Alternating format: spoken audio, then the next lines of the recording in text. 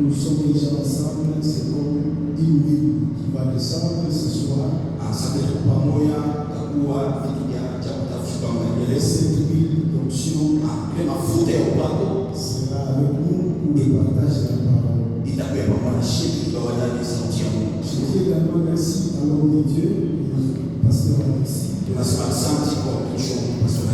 pour le beau cadre qu'il nous a accordé. Non pas pour jouer, mais pour donner la parole. C'est quelque chose qui nous voit tout droit au cœur. Disons merci et révérend pour cet amour. Disons aussi vous merci parce que vous deviez avoir différentes occupations. Vous avez accepté de venir ici. Pour seulement nous écouter. Je vous assure que vous n'allez pas passer votre temps inutilement. Le Saint-Esprit va vous aider et va vous communiquer des bonnes choses.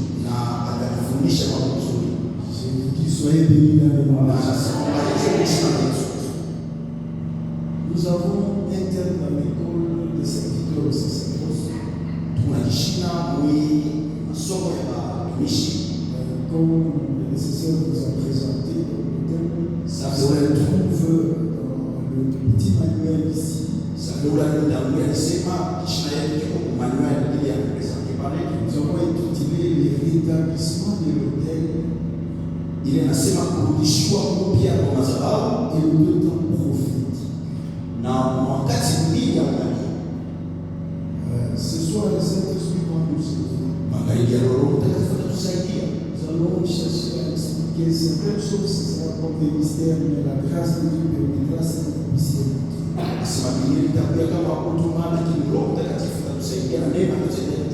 Je vais demander votre attention vraiment. Parce que je suis un serviteur qui travaille avec 4 langages. Pour que la parole de Dieu soit bien comprise, il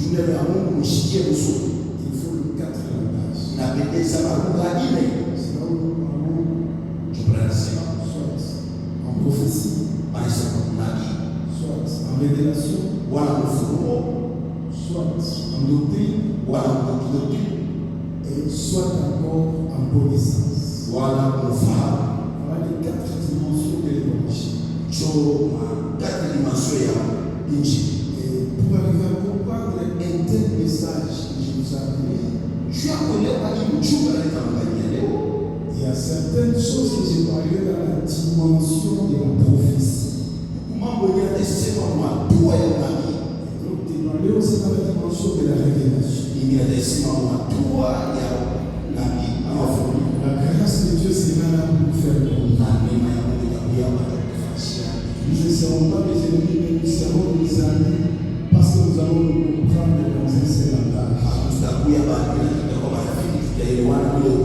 Cette grâce, c'est la grâce que Dieu Tout-Puissant nous a faite. Je vous les salue encore dans les mots. Je dis, je vous aime dans les mots de Jésus. Je dis, j'aime l'assemblée grecque dans le nom de Jésus. Je salue les bishops Alexis dans le nom de Jésus. Voilà. Je ne sais pas si on peut déjà faire une lecture. Comme je n'ai pas beaucoup de temps, je vais faire seulement une petite introduction de manière à ce que la journée de demain, qu'on se débrouille pour être là. Alors, ça va être bon. Voilà, 1 Roi chapitre 18, verset 30 à 40, 10 versets seulement. Et il y aura aussi un autre verset que nous allons lire pour appuyer. C'est celui qui est en 1 Pierre chapitre 2. Et on verra le verset 9. Nous sommes ici à 1 Roi chapitre 18. 1 Roi chapitre 18.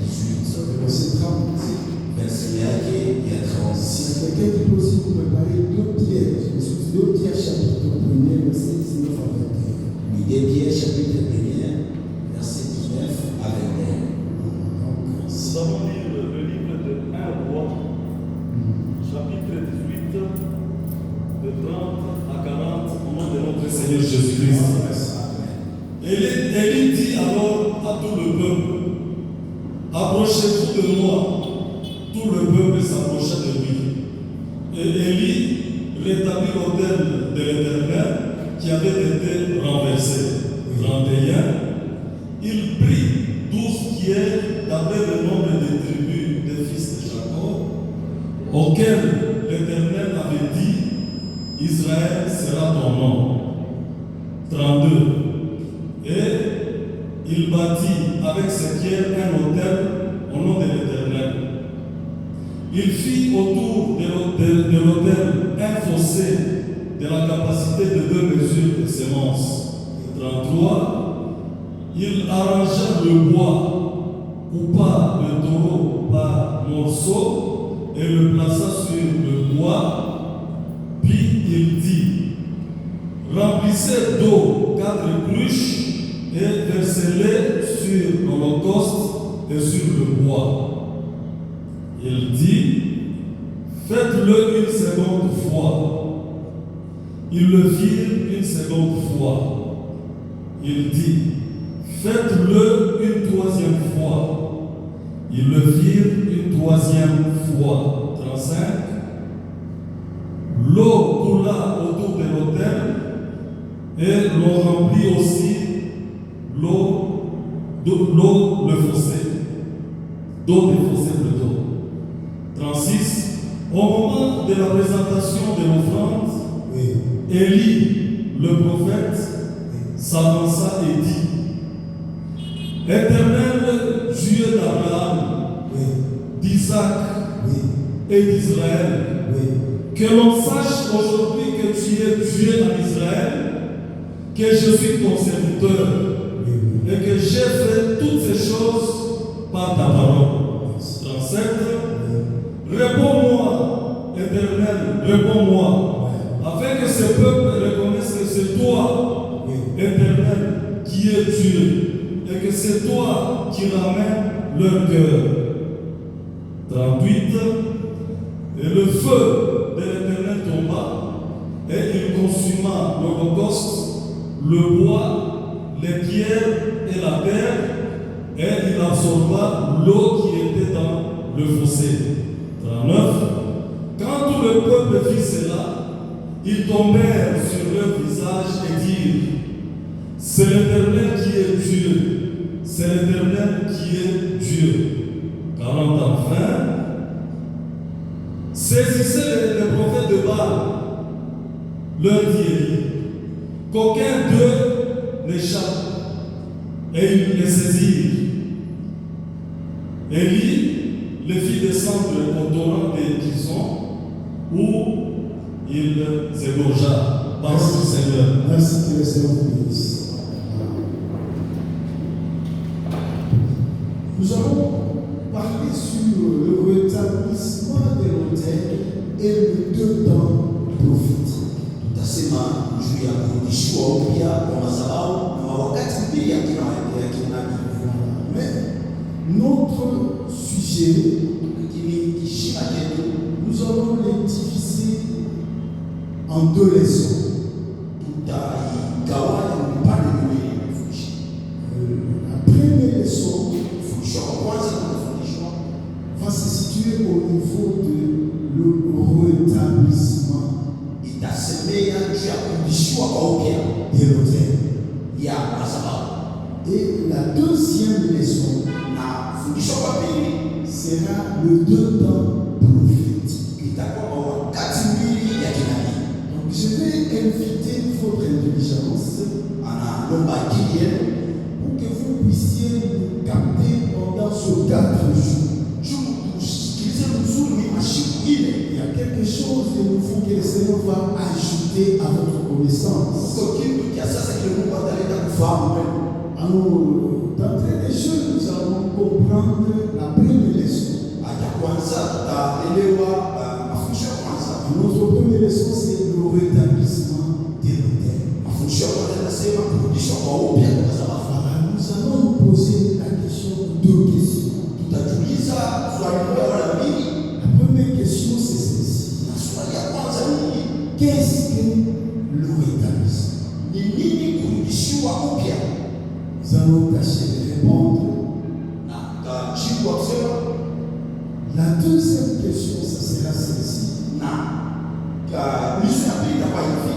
Qu'est-ce que c'est que l'autel? Et là aussi, nous avons tâché de répondre. J'espère que pour aujourd'hui, nous allons peut-être nous battre sur ces deux questions. Je ne sais pas si ça peut aller. Si ça marche, gloire à Dieu, mais si ça ne marche pas, on saura comment récupérer ça. Notre première question, c'est le rétablissement. C'est quoi? Qu'est-ce qu'un rétablissement? Je veux parler selon le dictionnaire ou bien selon la connaissance. Le rétablissement signifie remettre quelque chose à l'état initial.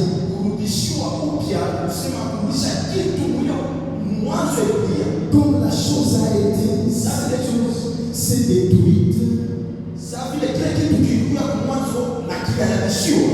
quand c'est détruit, on cherche à retourner son état initial. C'est ça le rétablissement. Selon la connaissance, c'est ça le rétablissement. C'est-à-dire quelque chose qui était abîmé. Quelqu'un qui avait une telle position, sa position s'est détruite. On cherche à remettre ça dans le rail. Et on va appeler cette étape-là de remettre la chose, le rétablissement. C'est la manière dont nous tous nous comprenons ça. Mais comme nous avons les Écritures, comme nous avons la parole de Dieu, la parole de Dieu sans interprétation, ce n'est pas la parole. Sachez bien que si la parole n'est pas interprétée, la personne qui est en train de parler de vous, nous avons le considérer comme il est en train de parler en langue. Quand quelqu'un parle en langue, c'est le seul don qui n'édifie pas l'église. Tous les dons spirituels sont là pour l'édification de l'église. Sauf le don de parler en langue. De parler en langue n'édifie pas l'église. Si la personne qui parle en langue s'édifie elle-même. Elle s'édifie elle-même. Elle n'édifie personne. C'est comme cela qu'à ce don on a dit ceci. Celui qui parle en langue, s'il n'y a personne pour interpréter, il doit se taire parce qu'il est en train de faire le bruit. Il n'édifie personne. De même avec la parole de Dieu. Si quelqu'un vient et passe devant vous, il vous fait seulement la lecture, mais il n'arrive pas à interpréter ce qu'il a lu. Nous allons le considérer comme quelqu'un qui a parlé en langue, parce qu'il ne va pas édifier quelqu'un. Toute la vérité dans l'évangile, nous devons vous parler à la loi et au témoignage. Si on ne parle pas ici, il ne viendra pas loin. Donc à ce niveau, là on parle du rétablissement, on voit remettre la chose à l'état initial. Dans la dimension de la révélation, le rétablissement signifie tout simplement la guérison. Retenez bien. Dans la dimension de la révélation,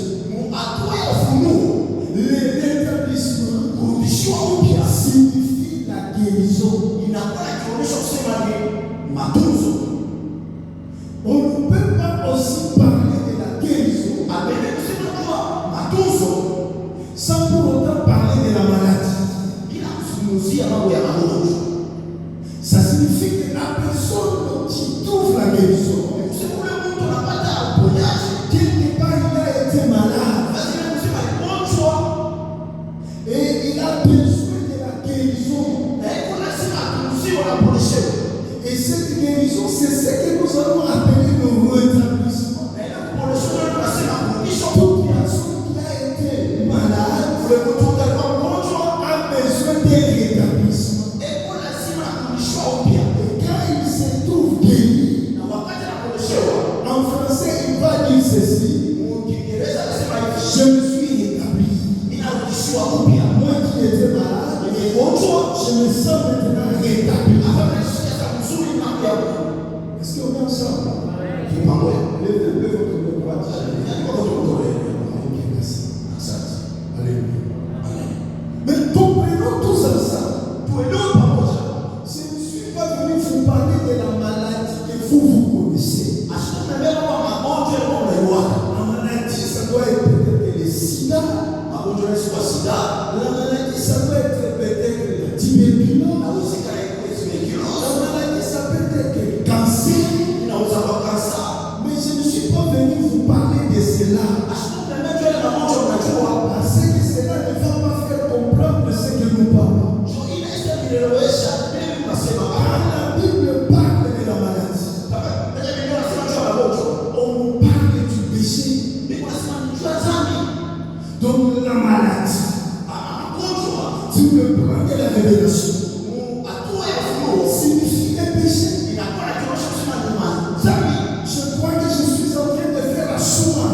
Na hapa Biblia kusema kwenda kuikaisha. Bien c'est terme Hii kishina, pour que vous puissiez le comprendre dans le sens de la révélation. wewe uishikie mu hatua ya ufunuo. Quand on parle du rétablissement, Na hapa nasema kurudishiwa upya. ça signifie on parle de la guérison. Biblia unasema juu ya uponyaji. Et quand on parle de la guérison, Na kama anasema juu ya ça uponyaji, signifie quelque part il y a eu une maladie. ifasi mtu kwa magonjwa. Et cette maladie signifie le péché. Na ile magonjwa inaonyesha kusema ni dhambi. Laissez-moi vous faire une déclaration. Na nataka kusema kutangaza. Depuis Adam Kuanzia kwa Adamu, jusqu'à Moïse, kufikia kwa Musa, personne n'a jamais trouvé la guérison. hakuna mtu alipataka Tous uponyaji. ces temps qui ont existé, Ile kwa wakati uliopita, tous ces gens qui ont existé, walikuwa wanabadilisha ule wakati. d'Adam Kuanzia kwa Adamu, à Moïse, kufikia kwa Musa, ils étaient toujours des malades. walikuwa ni magonjwa. Il avait fallu qu'il y ait quelqu'un Ilipendeza kupiga mtu mmoja. pour venir apporter la guérison. Sio lete uponyaji. Et le quelqu'un qui devait venir apporter la guérison, Na mtu akishaona uponyaji, c'est le Seigneur Jésus-Christ. Bwana wetu Yesu. Lorsque le Seigneur Jésus-Christ est venu, Sasa wakati Yesu alikuja, tous ceux qui étaient malades walikuwa wagonjwa. ont trouvé la guérison. Walipata uponyaji. Tous ceux qui ne marchaient pas Mimi ndio nilikuwa nimeoneka. ont trouvé le temps de marcher. Wakati ya kutembea. Donc, Kusema, nous allons dire, nasema, une seule personne Mungu tu moja. est là pour le rétablissement Eko pale kwa kurudisha de toutes choses. na vitu Et vyote. c'est le Seigneur Jésus-Christ. Bwana wetu Yesu Est-ce Kristo. que vous pouvez dire Amen? C'est le Seigneur Jésus. Bwana wetu Yesu Kristo. C'est Christ qui va rétablir Ni Yesu anataka kusaidia ta santé. C'est Christ qui va rétablir Kristo anataka kurudisha ton mariage. ndoa yako. C'est Christ qui va rétablir Kristo anataka kurudisha ton boulot. kazi yako. Christ qui va rétablir Kristo anataka kurudisha tout ce qui était mort dans ta vie. vile vilikufa maisha yako. Quand il était ressuscité, Wakati c'est alifufuliwa, pour venir rétablir Yesu akakuja ce qui était mort dans ta vile vie. vilikufa maisha Je yako. déclare que cela soit rétabli au nom de Jésus. Je déclare que cela soit rétabli au nom de Jésus. Voilà le véritable rétablissement. Tout je suis venu vous parler. Mais en tête, il ne s'agit pas de la maladie, mais il s'agit du péché. Car il y a le péché. On considère qu'il y a la mort. Il faut qu'il y ait quelqu'un pour venir ôter cette mort-là. Et cette mort-là, c'est Jésus-Christ. Il me dit, il est C'est celui qui a vaincu la mort. Et nous comprenons, il a crié. Oh non! Où est ton pouvoir? Et c'est celui qui a vaincu. Et c'est Christ qui va rétablir tout ça. Est-ce que vous allez dire Amen? Alors je vous ai dit depuis Adam jusqu'à Moïse, vous n'avez pas été rétabli. Avec famille qui est Jésus-Christ. Et c'est Jésus-Christ qui est venu marquer ce temps que nous appelons le temps de la grâce. Et la grâce de Dieu, c'est le rétablissement. La grâce de Dieu, c'est le rétablissement. Puisqu'il n'allait pas pendant ce temps ici, c'est le temps de la grâce. Tout est rétabli par le Seigneur Jésus-Christ. Que le Seigneur vous bénisse. Je disais encore ceci. Depuis Adam jusqu'à Moïse, tout était bon. Et je prends un témoin. Et les témoins, c'est l'écriture qui est en train de nous parler. Du bon samaritain. La Bible dit ceci. Il y avait un homme qui voyageait son voyage. Il a rencontré les brigands. Et les brigands a passé. Et l'ont laissé à des l'homme est resté couché dans une grande brousse où il n'avait pas les chiens. La personne est couchée. La Bible nous dit un sacrificateur est passé par là. Il n'a pas fait mention de cet homme. Il n'a même pas regardé la personne. Il est passé. Et la Bible nous dit encore, un lévite est venu aussi. Il est passé par là. Il n'a pas fait mention de cet homme. Même la personne est restée couchée seule. Et la Bible dit ceci.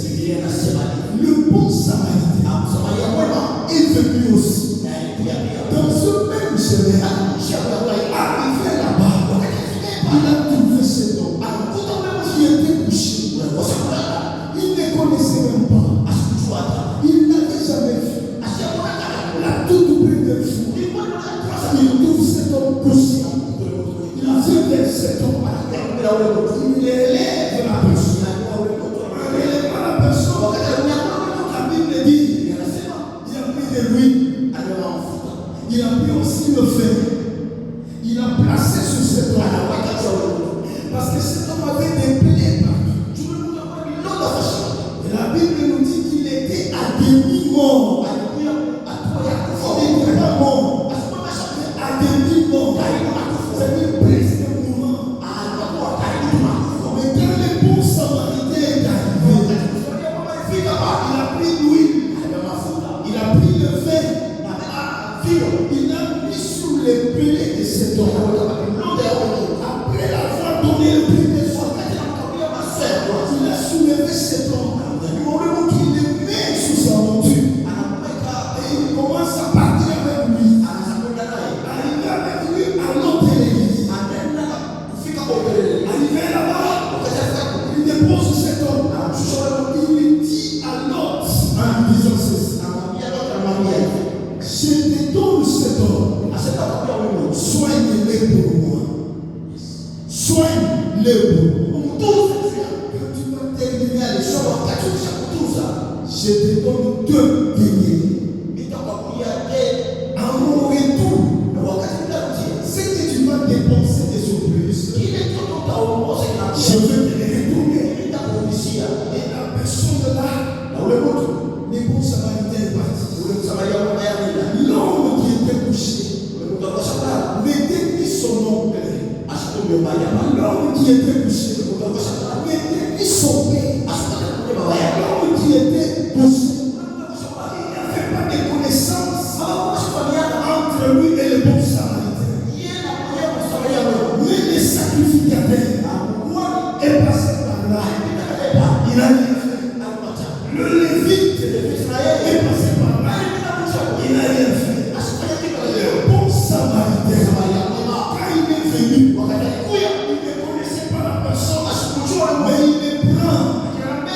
entend les premiers soins, la personne est rétablie.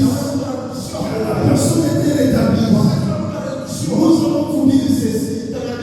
Les sacrificateurs, le Lévite, qui sont passés, signifient les sacerdoces lévitiques. Les sacerdoces lévitiques ne pouvaient pas sauver. Les sacerdoces lévitiques ne pouvaient pas rétablir. Il avait fallu qu'il y ait un bon samaritain. Quand le bon samaritain est passé, c'est celui-là qui est venu inaugurer le nouveau sacerdoce, qui est le sacerdoce royal. Le sacerdoce royal qui va sauver. C'est le sacerdoce royal qui rétablissent toutes choses. Ce qui n'allait pas sont rétablis. On va passer sacerdoce ici. Que nous appelons les sacerdoces royales. Qu'ils soient bénis dans le nom. Je vous dis, recevez cette parole avec joie. C'est ça, c'est qui est un rétablissement. Les choses qui n'allaient pas devant être rétablies. Et c'est le Seigneur Jésus qui est venu nous remettre dans notre état qu'on avait perdu depuis Adam. Vous ne pouvez pas réussir. Nous tous nous sommes déclarés des pécheurs depuis Adam. On a mis avec les péchés. Celui qui pouvait venir rétablir les choses est venu. Il nous a relevés. Il nous a pris dans la poussière. Et il nous a fait tenir debout. Là où la parole dit c'est de la poussière. Il est le bon. Tu faisais. Il est indigène. Il fait asseoir avec les grands. Tu t'assieds avec les grands. Ah, je dis à quelqu'un, tu vas t'asseoir avec les grands. Là où on t'a refusé, on va t'accepter. Quel est celui-là qui est venu nous relever? Je donne encore une autre définition que je devais laisser. Le rétablissement toujours signifie aussi la nouvelle naissance. Alléluia.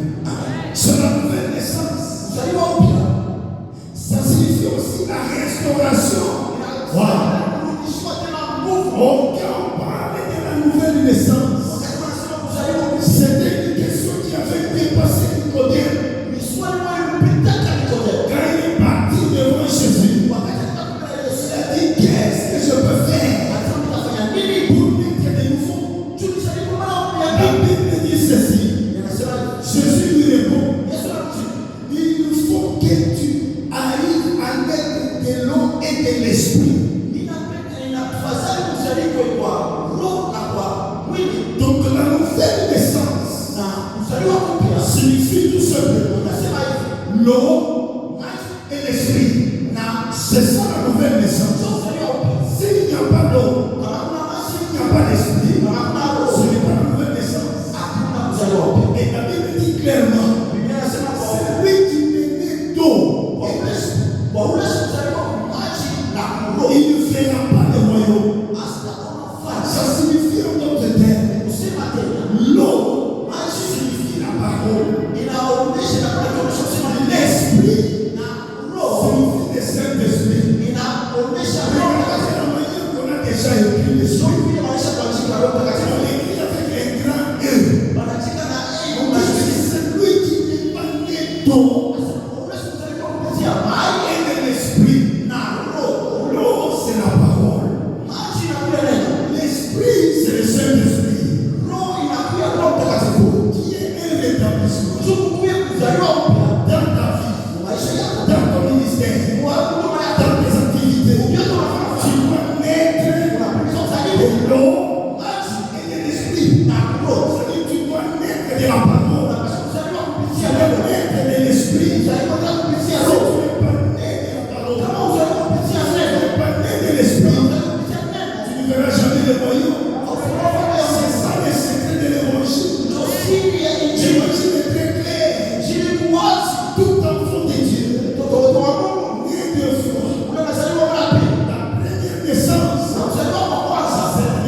biologique. La La deuxième naissance, c'est la naissance spirituelle.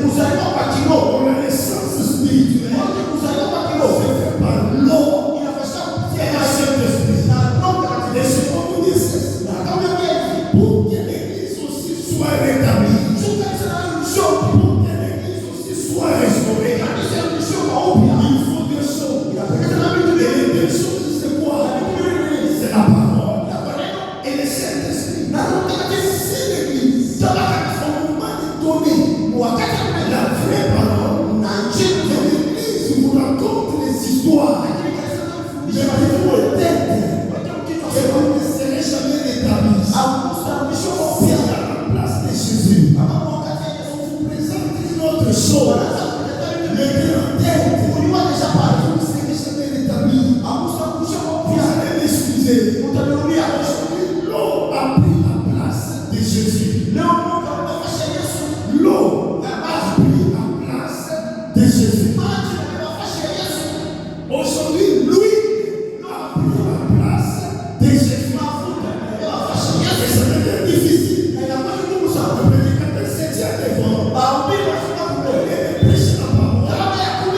Il présente l'eau. Il prêche la parole. Il présente lui. Il y a celui qui est plus que l'eau. Il y a celui qui est plus que l'eau. C'est le Seigneur Jésus.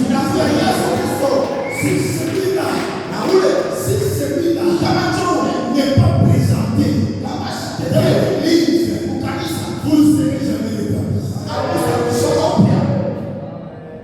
Est-ce que vous pouvez dire avec trop frère? Merci que Dieu vous bénisse. Si vous me voyez venir devant vous, commencez à vous présenter mes voyages. J'étais à l'Allemagne. J'étais à Londres.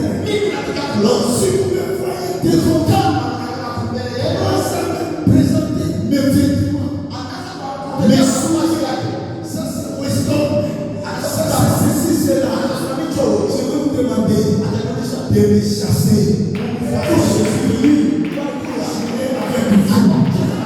Si je viens devant vous, la parole et la puissance du Saint-Esprit, la parole de Dieu, ne marche jamais seul. La parole de Dieu est accompagnée, soit toujours du Saint-Esprit.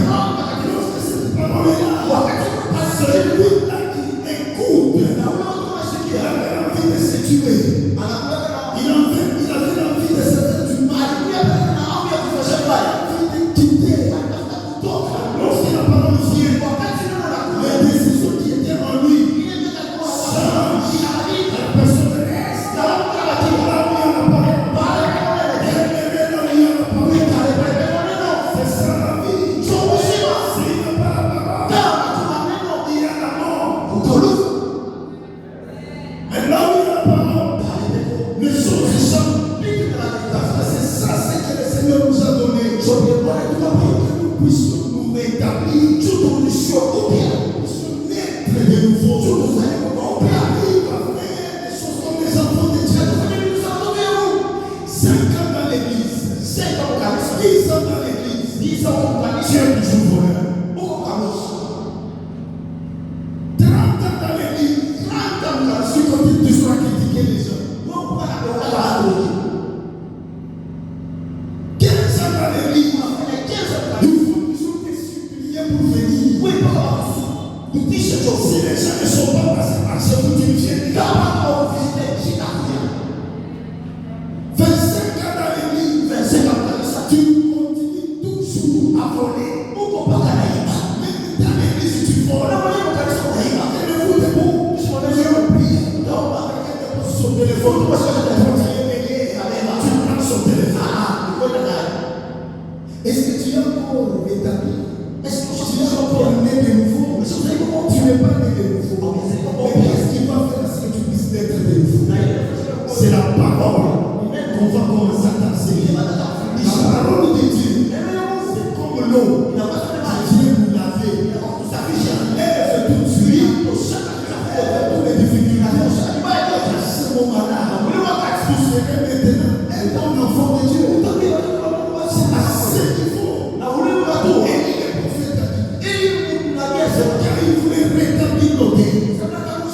il a dit ceci. Je fais toutes ces choses.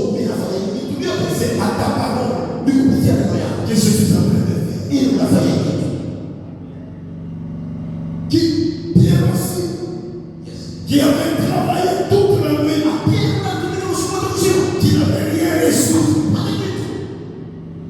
Arrivé pendant les temps du matin, le matin,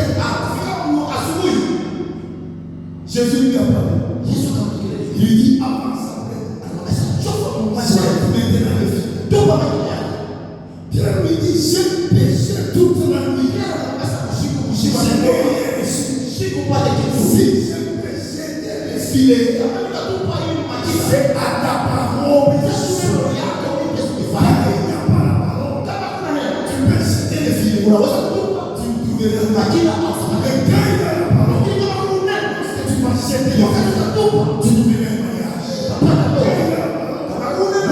jettes les filets.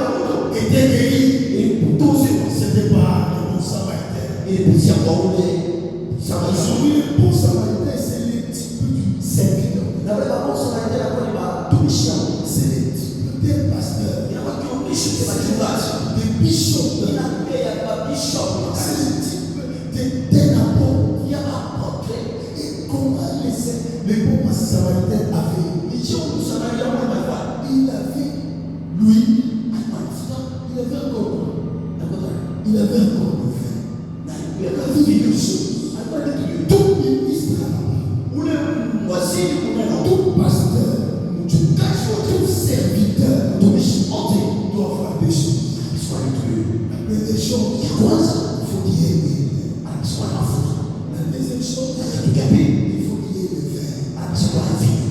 veille, ce n'est pas pour commencer à boire. haina juu ya kunywa ile viungo vya asili. L'huile, ce n'est pas pour se pomader. Haina hii mafuta ndio maana.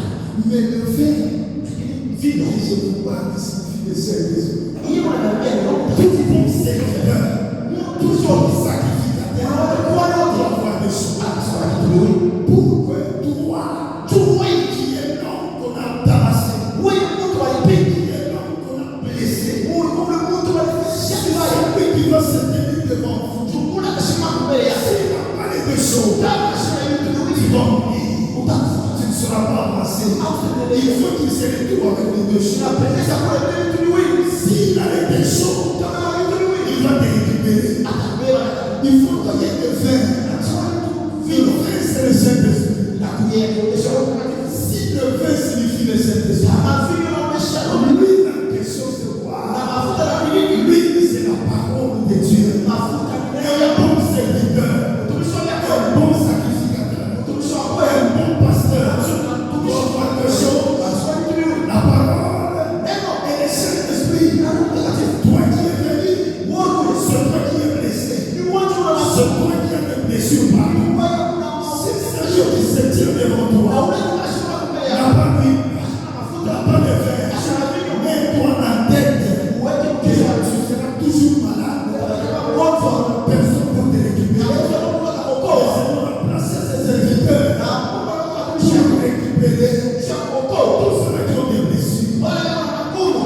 Toutes les blessures que vous avez seront passées par l'homme de Dieu.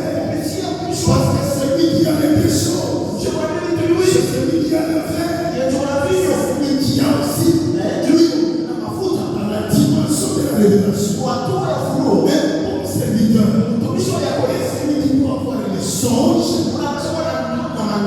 et aussi l'interprétation de ces songes-là. Il ne suffit pas d'avoir seulement un songe. Si tu n'as pas l'interprétation du songe, le songe est inutile. Si tu lis seulement l'écriture et que l'écriture n'est pas interprétée, sachez que tu as mal fait. Sachez que tu as parlé à l'âme. Dans l'église, trouvez tous les songes et l'interprétation de ces songes. Trouvez tous l'écriture et l'explication de l'écriture. Un prophète interprète l'écriture. Un docteur explique les écritures. On n'explique pas les écritures par ses propres pensées, mais on explique les écritures par les écritures. On n'interprète pas l'écriture par ses propres pensées. On interprète l'écriture par l'écriture. C'est ça la loi et le témoignage. La Bible dit ceci. Jean-Baptiste, celui qui prêchait dans le désert, dans la dimension de la doctrine, dans la dimension de la révélation. Parce que dans la doctrine, tous nous voyons les déserts. Et il faudra quitter notre maison pour faire comme Jean-Baptiste. C'est pour ça qu'il dans les déserts. En train de crier. Me pose la question. C'est pas ça. Jean-Baptiste est celui qui péchait dans les déserts. Donc là, vous avez très mal compris les Écritures. Mais quand la Bible dit, Jean est celui qui prêchait dans le désert, ça signifie tout simplement dans la dimension de la révélation. Les déserts, c'est un endroit où il n'y a pas d'eau. C'est ça les déserts. C'est un désert, c'est quoi? C'est un endroit où il n'y a pas d'eau. On appelle cet endroit là désert. Ça signifie en d'autres termes. L'eau signifie la parole de Dieu. Quand on dit Jean était en train de prêcher dans le désert, ça signifie Jean prêchait dans un endroit où il n'y avait pas la parole de Dieu. Où il y avait maintenant un don dans la parole. La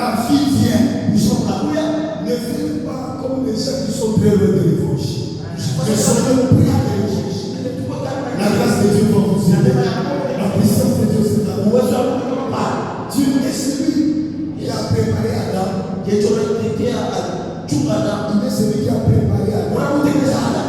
pour tomber. Tu as pas compris. Je vais terminer. Adam.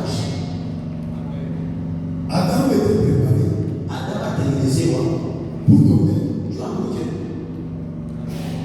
Et qui a fait ça? C'était Dieu. Le monde. Qui a envoyé le serpent Il y a tout le monde. pour aller tomber Ève? Votre information, c'était Dieu. Ah, maman. Comment ça fait? C'est Dieu qui a envoyé le serpent. Non, maman, donne-nous les Écritures. Comment c'est Dieu? C'est clair. Quel mot? Adam est tombé. Dieu est venu. Il a posé la question à Adam. Dieu est où? Je me suis caché parce que je suis venu. Qui t'a appliqué Dieu?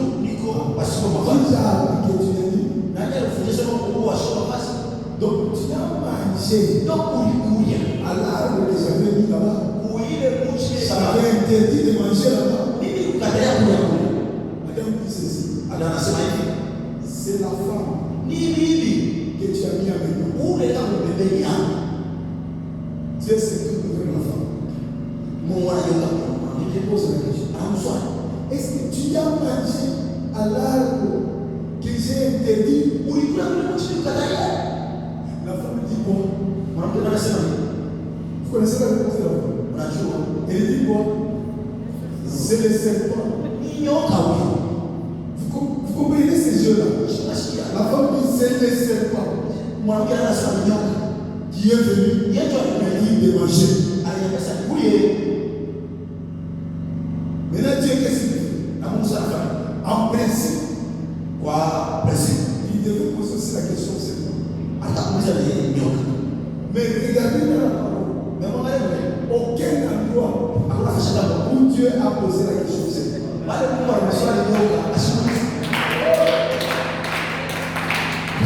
pas posé la question c'est quoi? Parce que c'est pas de l'éternel. Je ne sais pas si vous connaissez ça. Parce que le serpent devait dire c'est toi qui m'as dit d'aller faire ça. Vous sentez quand on est au niveau du serpent, il s'était à partir d'aujourd'hui. Toi, serpent, tu vas manger la poussière. Donc, le serpent a été condamné sans pour autant être entendu. Tous ces millions de condamnés, on l'a entendu. Mais le serpent, on ne l'avait pas entendu. L'homme, on l'a entendu. Il a dit que non, c'est la femme. Et la femme aussi, il est dit c'est le serpent. Mais le serpent, lui, on ne l'a pas entendu. C'est pour cela que je vous dis ce qui s'est passé dans le désert. C'est Dieu lui-même à la base. Il mettait en tête. Il y a des gens qui sont aussi faits pour ça. Tiens.